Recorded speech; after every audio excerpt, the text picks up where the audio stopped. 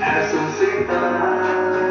เจ้ากับพ่อหูกับพ่อสิเบิ่งออกอยู่ดอกว่าอายคิดจังใดก็เจ้าน่ะหักโดนใจเหตุจังใดได้จนไผต่อไผหวั่นไหวเจ้าหูโตบอกอย่าพูดแต่บอกแล้วเมื่อใด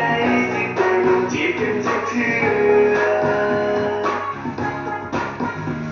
แต่มีคำเตือนอยู่ขอหนึ่งก่อนที่ลึกซึ้งขึ้นไปกว่านี้ให้เจ้าตั้งใจฟังดีๆถ้าลองได้มาแล้วสิเป็นจังไดเข้าแล้วออกยาก